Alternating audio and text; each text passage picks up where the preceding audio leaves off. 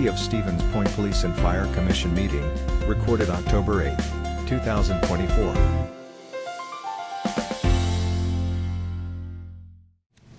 All right, it's 1 o'clock. We'll bring the meeting to order. Candy, if we can have roll. Barrett. Here. Kirschling. Here. Rozick. Here. Ostrowski. Here. All right, and Commissioner Zenner is excused. Number 2, President's Report. In November, we're going to have an election, as everybody's well aware. The city fire department is going to be asking for funds for 9 firefighter paramedics. A couple of facts I want people to keep in mind when they're voting. I'm not telling anybody how to vote, but as you're voting, keep these things in mind. That the fire department has had no increase in firefighter, paramedics, as far as membership since 1982. And back then it was 46 members. Back then, in 1982, there were 1,988 calls. 1,988. Last year, there were 5,538 calls. I'll say that again, 5,538 calls.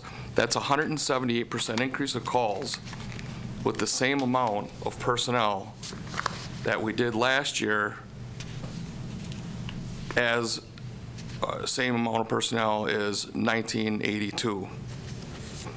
Recently, in 2023, we had an increase of 574 calls from 2022. This year, we have a projected 27% increase in calls over last year. That it's tremendous to me, and this trend has not slowed. We continue to get more calls every year. The cost of what the city fire department is asking for is $42 per $100,000 of home value in the city. So for a $200,000 valued home, it's $84 a year, increased taxes. And when you think about firefighting, EMT, ambulance service, EMS service, the services that our department provide for, obviously it depends on what your home value is, but in a lot of cases, it's less than $100 a year on taxes. So when you're thinking about your vote, I want you to keep in mind the value that you put on the firefighters in case there's a fire, or EMS in case you need an ambulance. Keep that in mind when you're voting, and the benefit that the city is getting by passing the November referendum. And that's all I have for the President's Report. Number 3, approval of minutes. Mr. President, I recommend minutes be approved as submitted. Second by Morozek. All right, we have a motion and a second. Any questions, comments? Hearing none, all in favor say aye. Aye. Opposed? Hearing none, motion carries. Number 4, confirmation of bills. Mr. Secretary. Yes, Mr. President. In front of you, you got copies starting with the ambulance service. Nothing unusual there. An annual subscription, which is part of their necessary documents that they need each year, is the biggest expense. Everything else is totally in line. I would like to point out on the second page, the budget is now being brought up to date for the 9 months. Usually it's a month behind, and you got to add the lead page to it. But they're up to date now. And if you look at the last column, the department is in good shape. They have 36% of their budget left to go, so no problems there. When you turn to the fire department, similar type thing. The big expense Again, it's documents where they needed. Nothing unusual there. When you look at the ongoing, you see that the budget is at 98% used, but this is not quite fully complete because there are some stuff under general fire equipment, for instance, that we received money that is not, it's not put in there that we got it, so their expenses are really not as high as they show. And lastly, you look at the police department's pretty much everyday items all the way, except for near the top, you'll see there's 2 charges. Well, that is for the AT&T mobility for two months, not for 1 month. 1 month didn't make it in last month, and it's added to this month, so there's what looks like a double charge is not. It's for 2 charges. And if you look at their last retaining, they are in fine shape. They're at 75, almost 76%, so they are in good shape. With that, I recommend we approve the bills as submitted. All right, we have a motion, Second by Morozek. and we have a second. Questions, comments? Hearing none, all in favor, say aye. Aye. Opposed? Hearing none, motion carries. Number 5, presentation by Officer Plummer on the new drones for the police department. Officer Plummer? Good afternoon. Chief Cuso asked me to come present our drones. Earlier this year, the department sought to expand our drone team. We went from 2 to 5 officers with another on the way. We also noticed that our capabilities were lacking, namely for search and rescue. We wanted night vision, potentially even thermal. Our department found the funds to purchase a DJI Matrice 30T with thermal capability, which is the drone I'm holding here. Got that, I believe, in July. Our operators have been training with it since and have used it on, I believe, 2 deployments so far. We also purchased a DJI Avata 2 for use with our SWAT team for maneuvering inside of buildings or other confined areas. This drone is flown through a first-person view camera, which the operator wears, and is very agile. So it can go find suspects or possibly missing persons. So I believe that Officer O'Neill is going to work together with the fire department to come up with what sort of uses it could be to them, because from my research, it looks like it can be tremendously beneficial to the fire department as well. Any questions about the capabilities? How many officers will be able to use this equipment? At the moment, we have 5. We have a 6th that is trained, but he's currently on probationary status. Once he completes his status, he will be made a full operator. So we'll have 6 operators. Basically, there'll be somebody, every shift will be Most shifts, however, the operators are on call at all times. So if an incident happens, an officer can be called in to operate it. And the interior one, does the operator have to be inside the building himself, or can he operate it from outside? It can be operated from outside in a safer area. Safer. Okay. Thank you. You're welcome. I have a general question in regards to just what you mentioned, that the officers are on call. Correct. For the potential, I'm sure it's like a rotating thing when you're on call. And are you being compensated for that as officers? We would be, if we get called in, we would be receiving our overtime, correct. And it's not so much a rotation, it's all officers would receive a call, and whichever officers was available could take that call. Okay. What is the distance on the bigger one? So the bigger one flies up to, I believe, 9.5 miles away. Wow. While maintaining connection. Okay.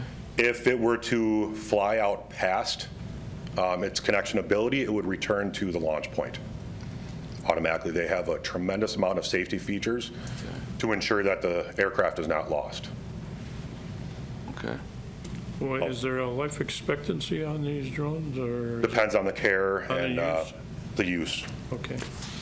I think that's certainly, I can remember when dogs were brought up for this department not that many years ago, and everybody wondered whether they were going to be of need. I can see that this is technology, and it was a light of reports you hear around the country. I congratulate you guys on finding the funding to go ahead with it. We were very fortunate that they did find the funding. Not only is this an uncoupling technology, it's already here, but I think it's going to continue advancing. And it's certainly good that we're staying with the curve. And then you'll keep us abreast of when it's deployed and results and things like that? We have been logging all of our deployments, Okay. which we only received it less than a month ago, so I believe it only has one case Okay. deployment, possibly two. I would just like to point out that as the fire department, we have been working with the chiefs of the Stevens Point Police Department and have an agreement with them that now that they have the drones and the 5 pilots trained, we, when needed, will call upon the PD for those assistance, like Officer Plummer was talking about. When it comes to water rescue, ice rescue, we've used them in the past. There are other drones and there are other capabilities. This just magnifies their capabilities. Also, in the case of a technical rescue situation, these drones are very important to us, and we have capable pilots here in the city to be able to fly those. It's a crucial part of the technical rescue. Also, we look at, from the EMS standpoint, in a certain scenario where we would potentially have an ejection from a car, and we knew that there was an ejection and potentially couldn't find that individual due to maybe going off a corner that was next to a cornfield or into the woods, they would, with their thermal capabilities, be able to get up and help us locate that victim, which would be potentially in a critical situation. So this is, it is definitely an asset to the fire and EMS side of the city, and we look forward to participating in this partnership because this is a great tool for us that we've already used and continue to look forward to using in the future. Like Officer Plummer also said, we have had members already come in, give us the basics. They're going to come back and actually train all 3 of our crews on kind of the scenarios and how we would call them out and what the expectations are. And so, again, we want to just thank the police department for moving forward with this as well. It helps us out as well. Do these have radar, speed radar equipped upgrades at all or anything? Not at this moment, they do not. They have a lot of capabilities. That is not one of them. It does have laser rangefinder that gives off grid locations. I don't know if that could be beneficial along the lines of what you're saying. It could also track moving objects to some degree, not so much at night. It's not so great, but during the day, it's very capable of doing that. So Yeah, unfortunately, it does not portray its speed. I was just thinking like in construction areas where, you know, especially in the summertime, to put a sign out that said this area is patrolled by drone would force people to slow down, even though we don't technically have radar, but I don't know the legalities of that. So. Yeah, we'd have to talk to Logan on that one. I don't know how ethical that would be. But in the future, that'd be great, right? To be able to. If I knew the answer to that, I'd probably make a lot more money. And I'd like to commend Officer Plummer on his efforts for pushing forward and, you know, identifying the need for updated technology and doing the research and bringing in Marshfield drones to work with us and, you know, set us up with what we have. The Matrice is able to fly in pretty much all weather conditions. There's few limitations, but that's one benefit that we have with this larger drone compared to the others. The others, it had to be optimal conditions in order to fly them. So this has a much wider capability for use. Correct. There are certainly cheaper options out there. However, the capability of this one allows it to fly in some sub-zero weather as well as some precipitation. The more cost-beneficial models cannot. So obviously, when we're looking for somebody who's missing, trying to save them, it's not always optimal conditions. And the camera capabilities are phenomenal on it as well, which are, you know, some of the highlights that, you know, Officer Plummer certainly, you know, did a great job looking at cost benefit and the performance of the equipment when he did this research, and it just ticks all kinds of boxes that, as we've heard, I think is going to be beneficial in multiple uses. The wide-range camera has a Hasselblad 200 times zoom camera. We put it up in the parking lot during the demonstration, and we could see the Wisconsin Rapids paper mill. Wow. That is very impressive piece of gear. Will it operate, say, in a light snow? It will operate in a light snow. I'm thinking of children wandering off or something. Yes, sir. Terrific. And our officers will be carrying them in their squads. Those are that are pilots, so that we have them accessible immediately if need be. So they don't have to come back to the police department. They have them right at their fingertips, which is a benefit as well. How long does it take to launch that? Minutes? I could have it in the air in about a minute. Oh, I think my biggest concern when I get on scene is obviously looking what's above me for obstacles, but also getting another set of batteries charging ahead of time. I can, if I have a second person taking care of that, I can put it in the air less than a minute. And they'll stay in flight in perfect conditions over 40 minutes. And then I can do a hot swap on the batteries. So if I land, I can have new batteries into it in probably about 20, 30 seconds and be back in the air. impressive. Yes, thank you for taking the lead on that. And I think I'd be safe to say that it sounds like you are the expert here, and probably a lot of your personal time has gone into researching these two, so it's very much appreciated. It was my pleasure. Anything else? Officer Plummer, thank you very much. Thank you very much. All right, number 6, the police chief's report. A.C. Williams. Thank you. As you can tell, I'm subbing for Chief Cuso, so hopefully I do all right. Just a couple things of note, things that we've been doing at the department. We've been very busy this month. On September 6th, Lieutenant Johnson, Assistant Chief Rotier, did do an interview for nighttime community service officer, and they ended up hiring one of our auxiliary members, Devin Kowalski. So we welcome him. He's been working on his own and doing well. Another thing of note, September 18th, Detective Paschal, School Resource Officer Kramer, Yang, and Marshall, and Lieutenant Johnson attended the first of 4 parent engagement forums. They're focusing on bullying and cyberbullying, and they're holding these forums at Spash Library. They've been working with the Stevens Point Stevens Point School District, preparing the forum to address the problems. The second forum will be on October 16th at 6 o'clock in the Spash Library. So I think they had a fairly decent attendance for that presentation. Some calls of interest. One that Officer Plummer was involved in that was big was September 24th. We received a call of a burglary in progress at an 800 block of Songbird. Our officers responded, and we had a report of suspicious items left in the residence. Shortly after, the caller called 911 and stated a person who had been stalking her was in her residence. The male suspect fled prior to our officers' arrival. Our officers quickly took a perimeter and began searching.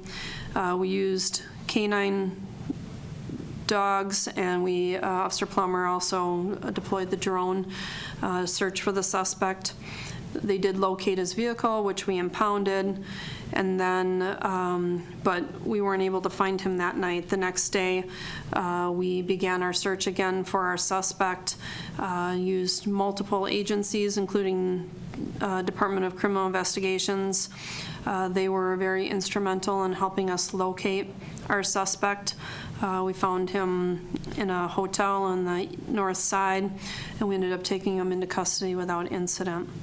During our interview of a witness, we learned that there was a firearm that was used during that call that we were not aware of.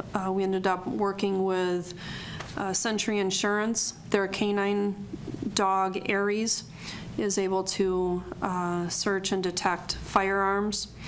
And we utilized him, and very shortly after his search began, he located the gun from this situation. So we're very thankful for our partnership with Century Insurance and his handler, Dan Wachowiak.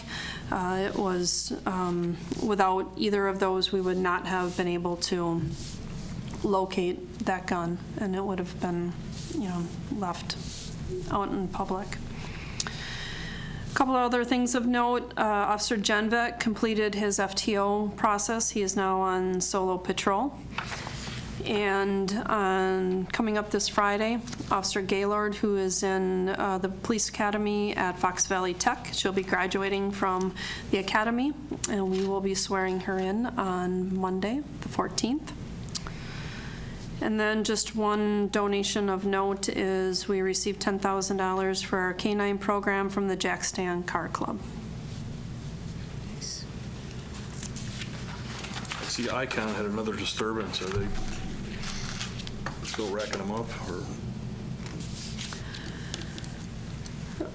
Yeah, that was the bartender, or excuse me, the bouncer that got in. He ended up being arrested and charges. Unfortunately, I don't know the whole totality of the situation. The $10,000 donation, do you have a earmark for that? Well, it goes to the K-9 program. There's nothing specific as to like a project or anything like that. Okay.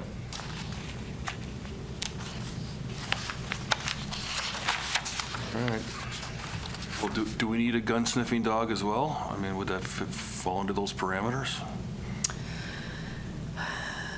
I mean, it's possible. It's really nice that we have a partnership with Sentry, so that we have him to utilize, and I think as long as we keep that partnership, I think that's beneficial. That's not something that we utilize very often, obviously, right? Or We haven't, Yeah. no. All right. Anything else? I'll make a motion to approve the police chief's report and put it on file. All right. We have a motion. Do we have a second? Second. Second by Commissioner Ostrowski. Any other questions, comments? Hearing none, all in favor, say aye. Aye. Opposed?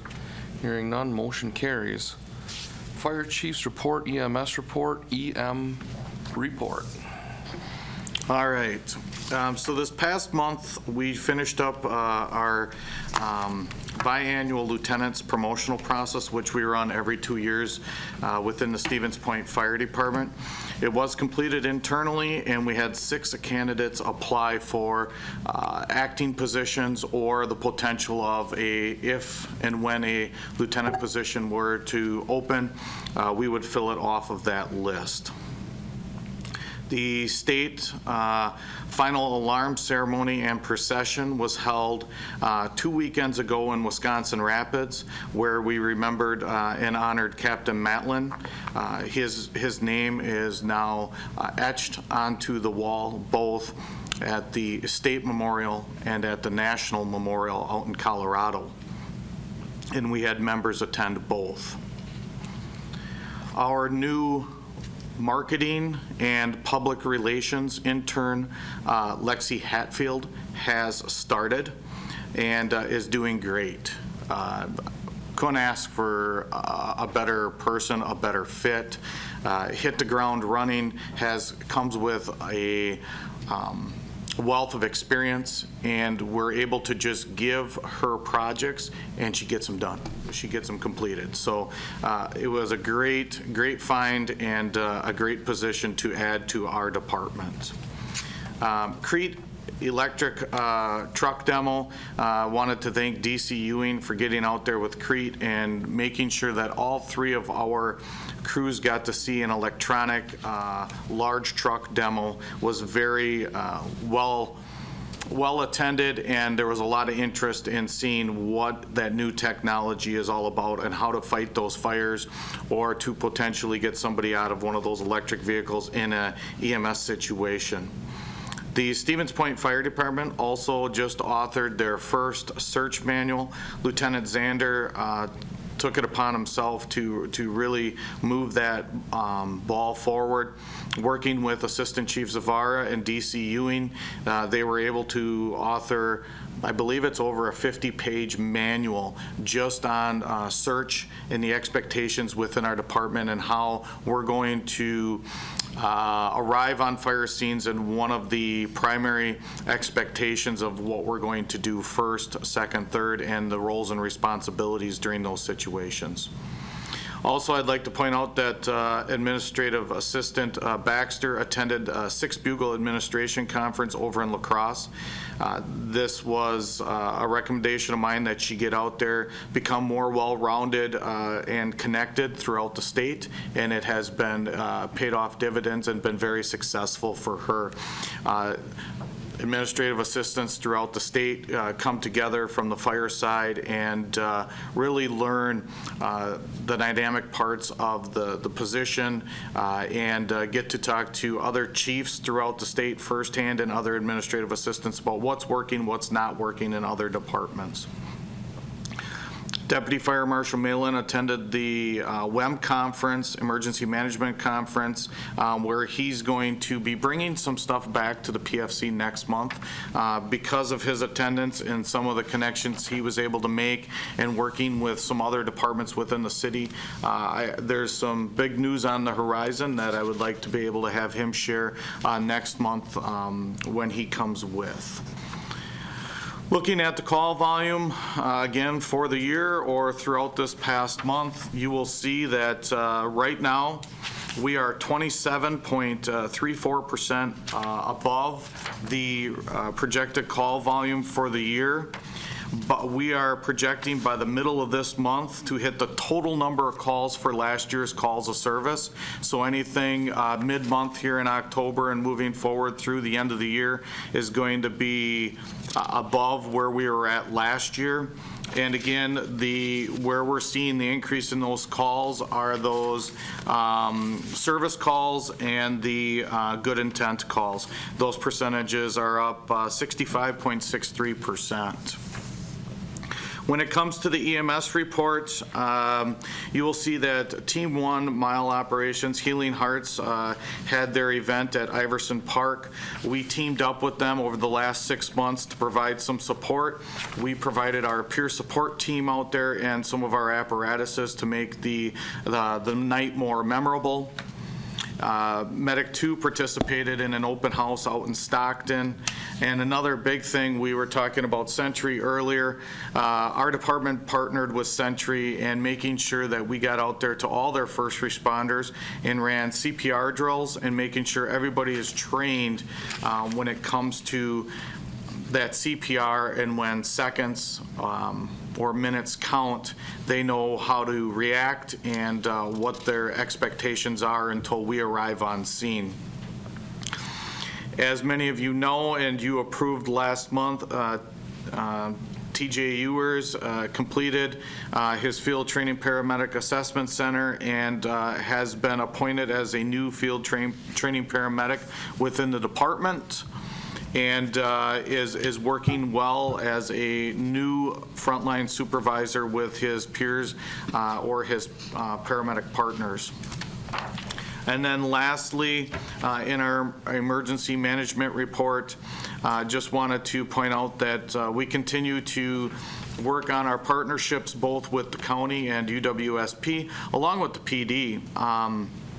And we have attended some tabletop exercises and looking at different things when it comes to the upcoming elections and making sure that we're prepared for storm activations as well. So that is it for the fire, EMS, and emergency management reports from the Stevens Point Fire Department. Any questions? Yes, sir. Chief, is our department doing any serious or any large amount of training for electric vehicles? Yes, we are doing a considerable amount of training when it comes to electrical vehicles. Not only understanding what the electrical vehicles are about, how they operate, the power within them, how to disengage that power, how to fight those types of fires.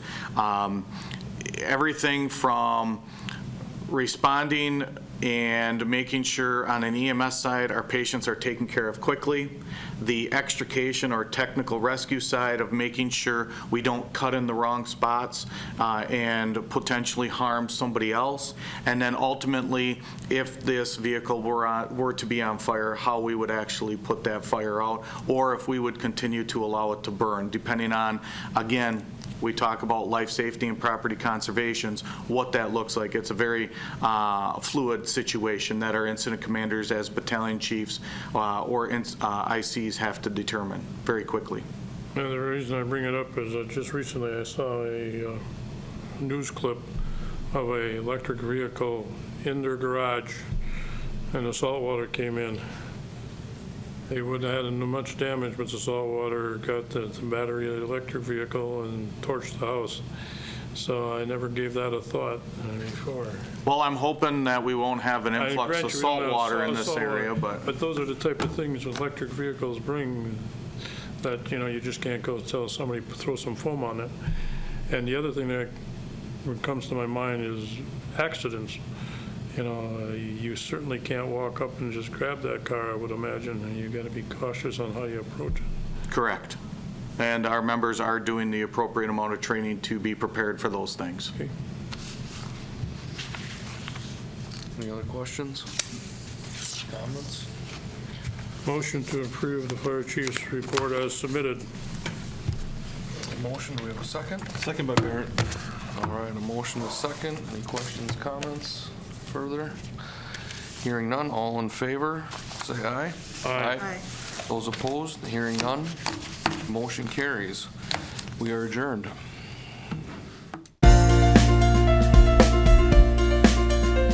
A video of this meeting is available for viewing on the city's website, stevenspoint.com/videos.